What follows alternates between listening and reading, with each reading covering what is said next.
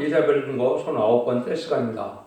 이사야 42장을 통하여 하나님의 3대 역사에 대해서 메시아의 역사와 사도의 역사와 세일의 역사에 대해서 변론해 보도록 하겠습니다. 본정은 시대적으로 성자 예수님의 그리스도의 역사가 있고 사도들의 역사가 있고 성부 하나님의 역사, 세일의 역사가 있다는 것을 말씀하시는데요. 예수님의 교훈이 있고 하나님의 교훈이 있다는 말씀입니다. 또 에베소 3장 4절에 그리스도의 비밀이 있고 또 계시록 10장 7절에 하나님의 비밀이 있다는 것입니다. 또 고린도전서 1장 18절에 십자가의 도가 있고 또 이사야 2장 3절에 야곱의 도가 있다는 것이죠. 또 예수님이 말씀하신 마태복음 24장 14절에 보면 천국 복음이 있고 계시록 14장 6절에 보면 영원한 복음이 있다는 것이죠. 이것은 또한 성령의 역사가 만민에게 보여주는 성령의 역사가 요엘서 2장 18절에 있다고 그랬죠. 그 마가다락방 이후로 지금까지 요엘서 2장 18절이 이제 응하는 것인데요. 이제 요엘서 2장 29절에는 남녀와 여종에 보이는 하나님의 신의 역사가 있다고 그랬죠. 그것이 계시록 7장 1절 3절을 보면 하나님의 종들의 이마에 인치까지 땅이나 바다나 나무나 해하지 말라는 것처럼 보좌 앞에 있는 7명을 받는 임마누엘 역사의 성령의 역사가 대준비 성령의 역사로 남아있는 것을 또한 아셔야 된다 이 말입니다. 그럼 1절부터 본문을 변론해 보도록 하겠습니다. 1절 2절입니다. 내가 붙들은 나의 종 내 마음에 기뻐하는 나의 택한 사람을 보라. 내가 나의 신을 그에게 줬은즉 그가 이방의 공의를 베풀리라. 그는 애치지 아니하며 목소리를 높이지 아니하며 그 소리로 고리에 들리지 아니하며 메시아 역사를 말할 적에 절대 공의를 베푸는 동시에 잠잠히 역사한다는 것입니다. 예수님의 교훈이 있고 하나님의 교훈이 있다는 것을 말하는데 예수님 아들의 교훈은 먼저 세상에 전파하고서 그 다음에 하나님의 교훈, 여호와의 교훈을 전한다는 말씀인데요. 초림주는 예수님 유대인이 아닌 이방 사람을 구원하러 온다 이 말이죠. 그가 이방에게 공의를 베풀린다 이런 말씀하셨죠. 그래서 워낙 주님 자체는 이방인을 구원하러 오시는 겁니다. 그래서 예수 믿고 중생받은 사람들이 참된 기독교인이 하나님의 백성이다 이렇게 볼 수 있는 것이죠. 그런데 주님의 역사는 3절 4절입니다. 상한 걸대를 꺾지 아니하며 꺼져가는 등불을 끄지 아니하고 진리로 공의를 베풀 것이며 그는 쇠하지 아니하며 낙담하지 아니하고 세상에 공의를 세우기에 이르르니 소원들이 그 교훈을 앙망하리라. 절대적으로 한 사람들 버리는 것을 목적으로 하지 않고 오히려 공의의 제의 대가를 친히 담당하심으로 공의를 완성하여 그 교훈을 세게 앙망해 하신다는 것입니다. 예수님이 세상에 오신 것은 십자가에서 공의를 완성하시고 이제는 십자가에서 만민의 진리를 위하여 또 죽으신 것은 하나님의 공의를 완성하신 것이다 이 말이죠. 율법은 죄의 역사는 사망을 그랬는데 우리 주님이 그 죄의 값을 치름으로 공의가 완성되었다 이 말입니다.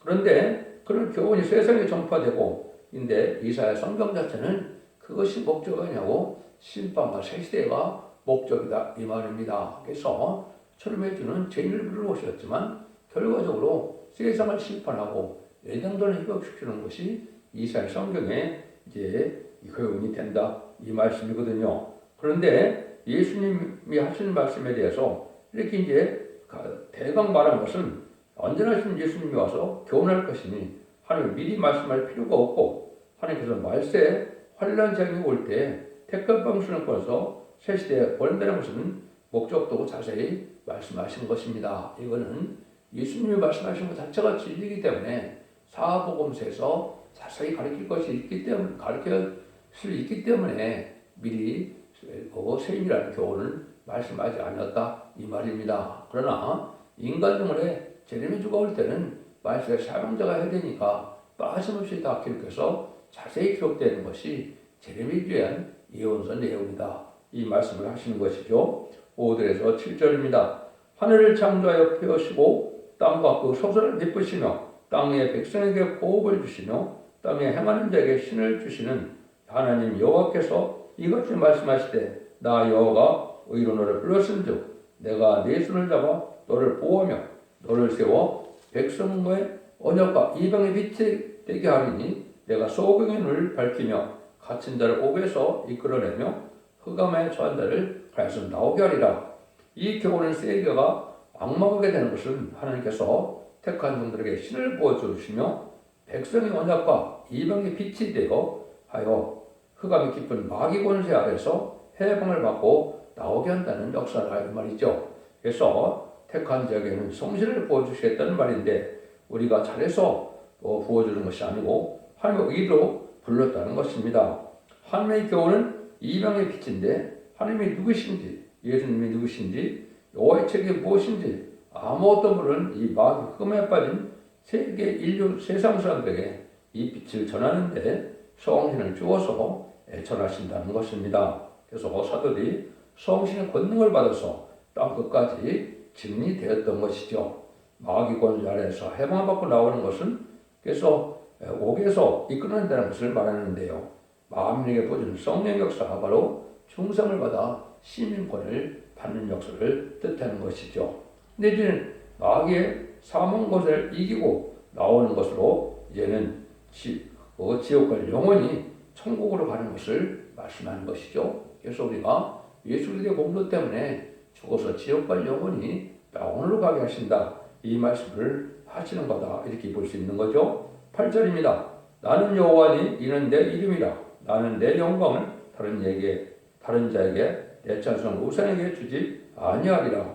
하나님의 영광을 절대 종들에게 주기를 기뻐하신다는 것이죠. 하나님께서는 영광을 사랑하는 종에게 주신다는 말씀인데요. 마귀를 다스리는 것도 하나님 편에서 합당한 자에게 왕국 권세에 사명을 주시고 영광을 주시려는 것이다 이 말입니다. 마귀까지도 하나님께서는 건설적으로 사용돼서 택한 종에게 권세를 주고 이기게 해서 사명을 감당함으로 세세 왕권의 축을 지구에서 마귀도 창조했다 이 말씀이거든요. 내가 너희를 부른 것은 회개가 들어와서 구원을 받고 영광을 받게 하려고 아들을 보내서 이방의 빛이 되게 했다는 것입니다. 첫 번째는 만왕의 왕이 되신 주님이시요, 두 번째는 만실 사명진 변성적에 영광을 주신다는 것입니다. 그래서 인간 형편의 말세 사명자에게도 예수님처럼 왕권의 영광을 준다고 약속하는 것이다 이 말입니다. 이런 일이 있고 난 다음에는 이제는 천국 복음이 땅 끝까지 전해지면은 42장 9절처럼 역사가 새로운 역사가 나온다는 것이죠. 보라 전에 예언한 일이 이미 이루었느니라. 이제 내가 새 일을 거느라 그 일이 시작된 전이라도 너에게 이르노라. 이 역사는 이미 이루어진 일이었지만 새 일을 보게 되는 것은 이루기 전에 이루어질 것을 전하는 것입니다. 십자가의 도는 이미 다 이루어진 일이었다 이 말이고요. 새 일은 앞으로 될 일을 이루어지기 전에 미리 알게 하는 일이다 이렇게 말씀하시는 것이죠. 예수님은 이방의 교회에 빛이 되는 교훈을 하시고 하나님께서는 새 일을 보한다는 것입니다. 이사야서는 죽어 천당 가는 천국 복음이 목적이 아니고 바로 살아서 이 땅에 새 시대 가는 게 목적이다 이 말인데요.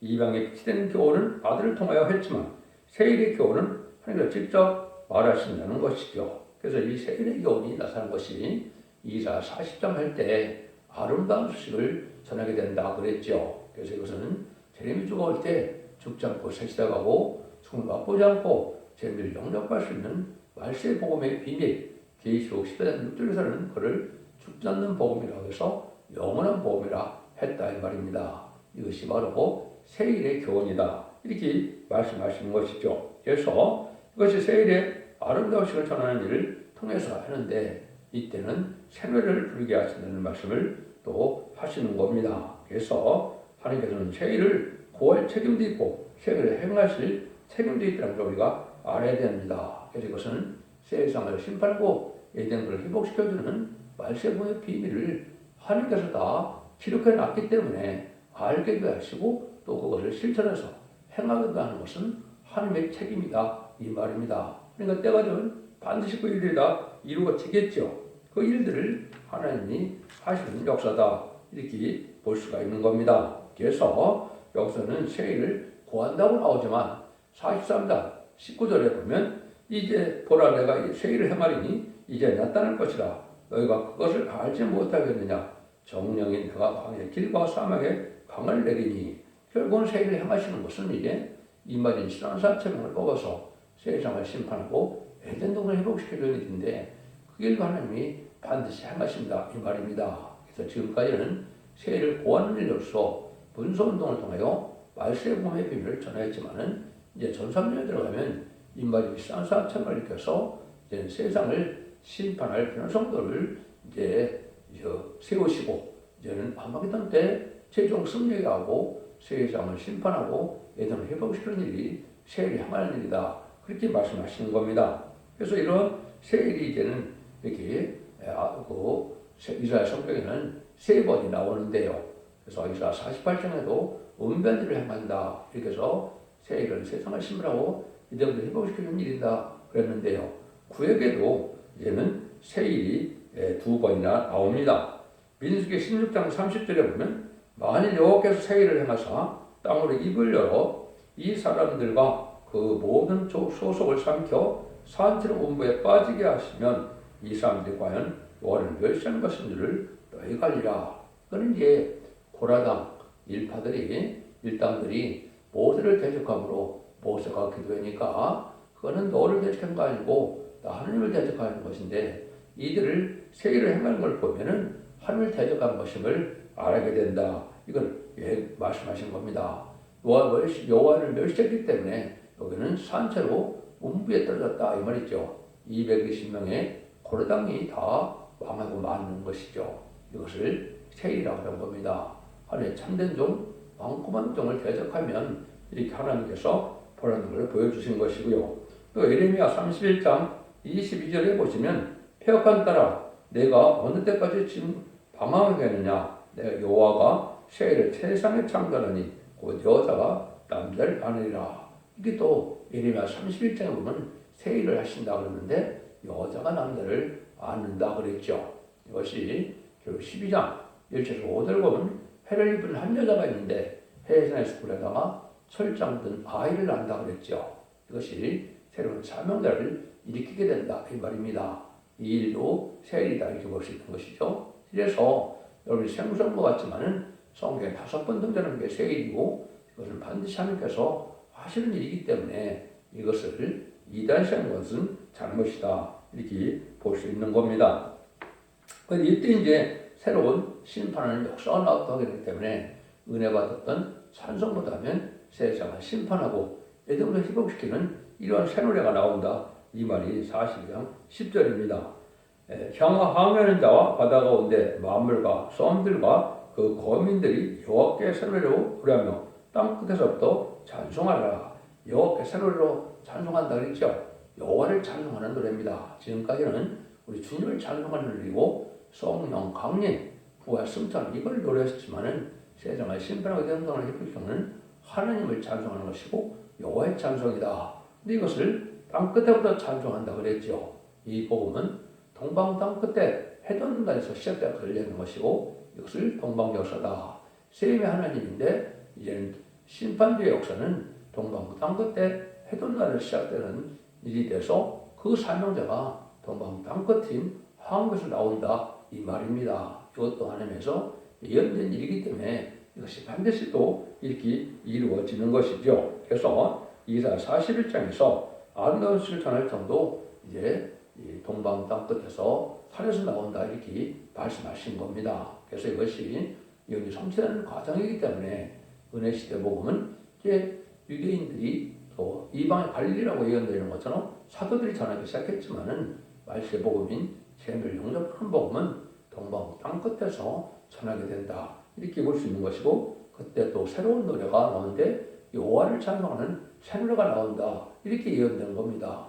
모든 하나님의 뜻은 예언이 성취되는 일이니까 예언이 성취되는 것을 잘못 알고 있으면 안 된다 이 말이죠. 11절 13절입니다. 광야와 거기 있는 성읍들과 기다릴 사람이 거하는 천력들은 소리를 높이라. 셀레 거민들은 노래하며 산꼭대기에서 즐거이 부르며 여호와께 영광을 돌리며 성들 중에서 그의 찬송을 선전할지어다. 여호와께서 용사같이 나가시며 전사같이 분발하여 애처 크게 부르시며 대적을 크게 치시로다. 새노래를 부를 때 이 새노래를 열방에 선전하게 된다. 근데 여호와께서 용사같이 전사같이 분발하여 대적을 크게 칠 때다. 이 찬송 부를 때는 이렇게 하나님의 역사를 직접 하신다 말이죠. 그것은 말세 사명절 통하여 역사하시기도 하고 이제는 천군천사를 통하여 하나님의 역사가 이 땅에 나타나는 때가 오는 겁니다. 이것이 진노의 심판대인데 먼저 알과 측정을 가르는 때에도 하나님의 강한 역사가 있겠죠. 전선전면에는 알과 측정을 가르시고 후산전면에는 순종하는 자들은 심승의 표를 받게 하시고 심승의 표를 받는다는 심판의 대상자, 멸망의 대상자가 돼서 이제는 대적당과 암하겠건데 전멸당하는 것이 심판의 방법인 겁니다. 그래서 이때 그런 일을 하게 될 것인데 생활을 또한 역시 부른다 그랬고 이때는 하나님께서 용사같이 전사같이 분발해 강하게 일으키는 역사다 이렇게 얘기했죠. 그래서 이것이 아주 하나님의 강한 역사가 지금은 잠잠해 계셔서 함이 없다는 사람들이 많은데 하나님의 심판 능력의 역사가 나타날 것을 이제 우리가 나타난 것인데 이것이 참된 여호와의 증인이 되는 것이죠. 살아계신 하나님의 창조의 의력이 나타날 때다 이렇게 볼 수 있는 것이죠. 그래서 하나님께서는 또한 찬송을 제사를 받으신다고 히브리 13장 15절에 그랬죠. 그래서 예수님의 찬송은 여러분의 은혜시대 찬송이고 이제는 인간 종말의 찬송은 여호와를 찬송해서 여호와께 이걸 제사를 드리는 일이다. 그래서 생례를 반드시 불러야 될 것을 말씀하시죠. 그래서 두 군데만 소개를 하다 보면 시편 40편 3절에 보면 생례 곧 우리 하나님께 올릴 찬송을 내 입에 두셨으니 만사람이 보고 두려워하며 여호와를 의지하로다. 하나님을 의지하는 때 세상에서 두려워할 생례를 부르게 된다 이 말이죠. 그런데 기록 15장 3절에 보면 저희가 보호자와 내 생물들과 장로들 앞에서 생례를 부르니 땅에서 구속한 것은 14만 4천 밖에는 등이 이 노래를 배울 자가 없더라. 14만 4천 명만이 생례를 배운다 이 말이죠. 생례를 부를 수 있는 것은 하나님이 듣고 응답을 내리는 걸 뜻하기 때문에 아무개나 생례를 부를 수 있는 능력이 있는 것이 아니고 하느님이 이제는 듣고 응답해서 이제 변화 성천하는 변화 성도도 되고 세상을 심판하는 권자를 받아서 승리하고 이기게 해서 세계 왕국의 축복을 받는 자들이기 때문에 14만 4천 년밖에는 이 노래를 부를 수 없다 이렇게 말씀을 하시는 겁니다. 그래서 하나님의 역사가 이렇게 실질적으로 이루어질 것을 말씀하셨죠. 예수님이 누가복음 19장 39절 40절에 보면 주님께서 예루살렘 나귀를 타고 올라가실 때 어린이들 찬송을 부르지 아니면 돌들 소리 지른다고 했다 이렇게 말씀하셨죠. 그래서 찬송을 반드시 받으시기로 하시고 찬송을 부르게 되는 것이 하나님의 역사다. 그래서 어린이들 찬송을 부르지 못하니까 돌들로도 찬송을 부르게 한다. 예수님이 이렇게 말씀하시죠. 그래서 하나님은 찬송 받으시길 또한 좋아하시는 분이시다. 14절입니다. 내가 오랫동안 고요해하며 잠잠하여 참았으나 이제는 내가 해사는 여인같이 부르짖으리니 숨이 차서 심히 헐떡일 것이다. 이날까지는 하나님께서 잠잠히 계셨는데 이제부터는 해사는 여인같이 부르짖듯 하는 역사가 되는 거지요. 강한 역사가 온다는 것이고 새노래는 세상 끝날에 대적을 칠 때 또 북전할 때 원수를 짓밟고 나갈 때 부르는 찬송이다. 이걸 지금 말씀하시는 것이다. 볼 수 있죠. 15절입니다.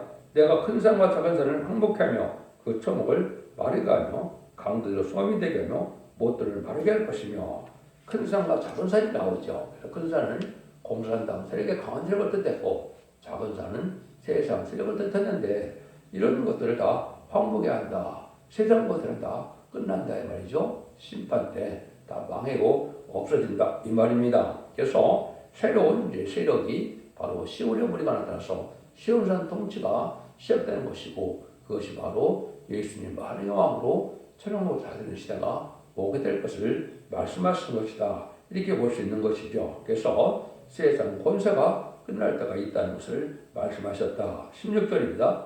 내가 소경을 그들이 알지 못하는 길로 이끌며 그들이 알지 못하는 첩경으로 인도하며 흑암으로 그 앞에 광명이 되게 하며 그분대로 곱게 할 것이라.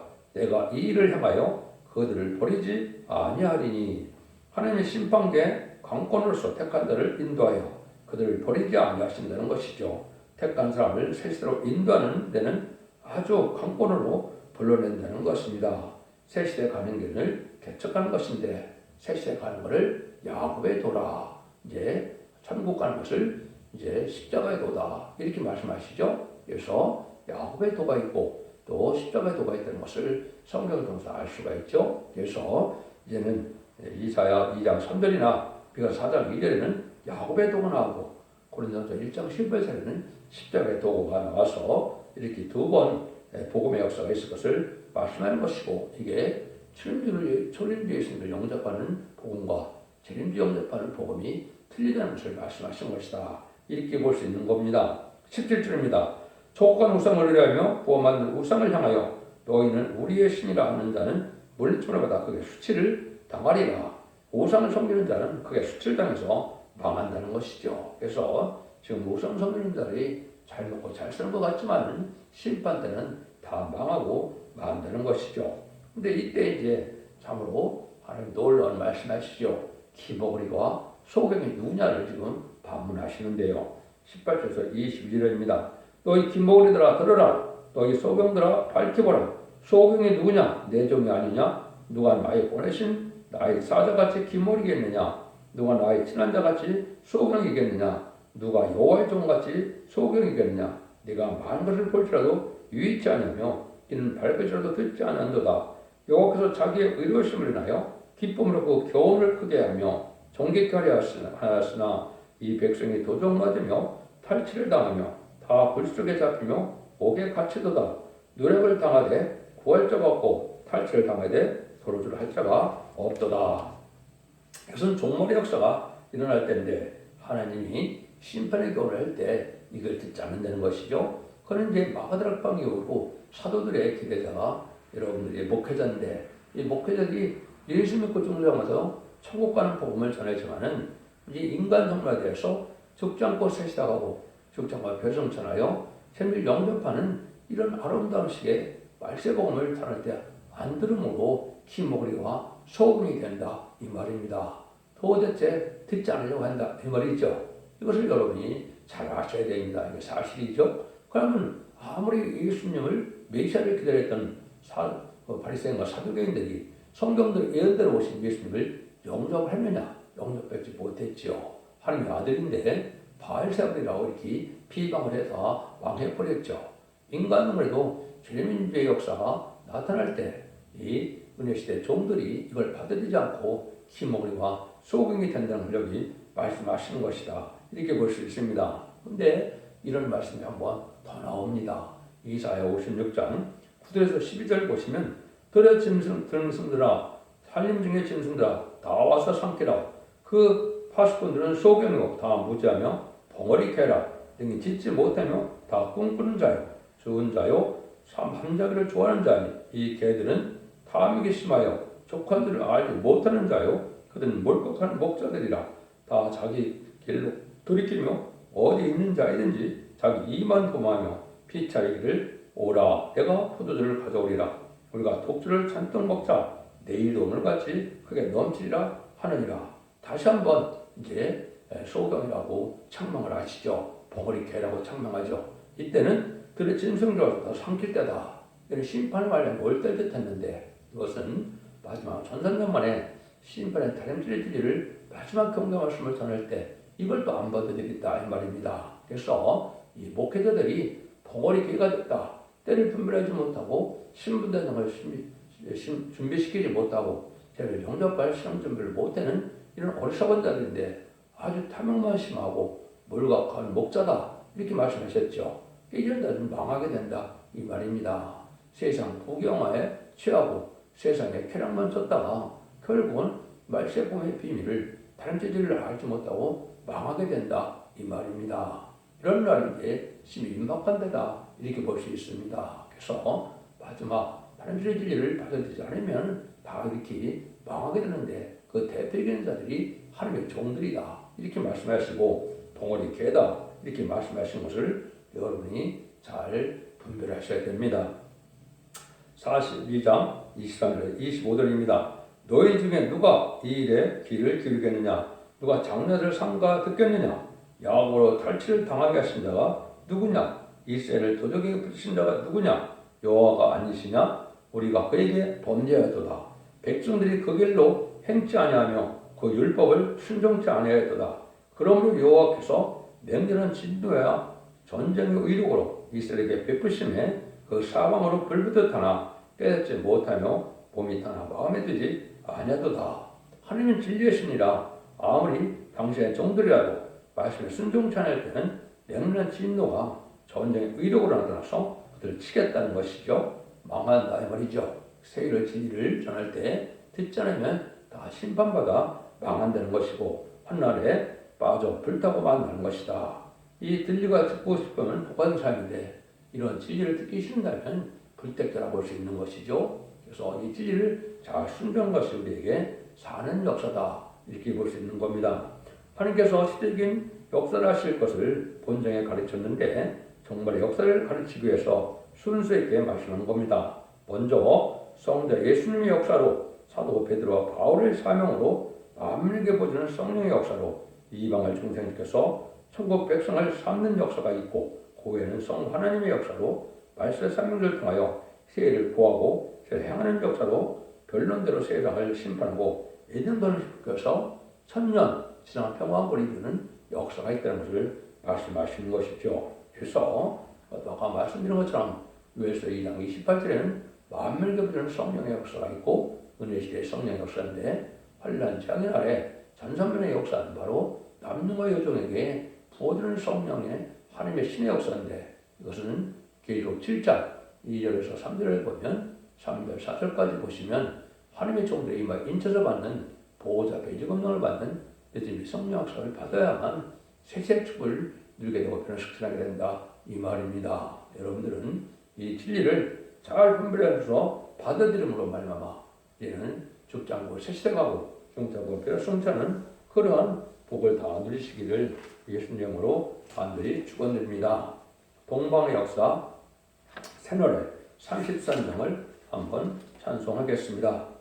동방의 역사가 남은 심판할 복음 나타나 그날 안에서 구원해 하나님 이름 높아져 옛적의 선지들 꿈꾸던 예언이 완전히 이루은 하나님 말씀은 살아서 있는 증거라. 아시아 셈의 민족은 영적의 선구자로다. 당할 수 없는 우리의 하나님 깃발 날린다. 이 땅의 민족들 다 모여 들으라. 전능한 힘으로 온 세계 만민을 진리로 다스리로다. 빛나는 동방 땅 끝에 백이의 민족 중에서 놀라운 역사 나타나 온 세계 민족 깨우쳐 유물적 정책에 미혹지 않도록 일으켜 주도다. 진리의 용사들 발맞춰 나가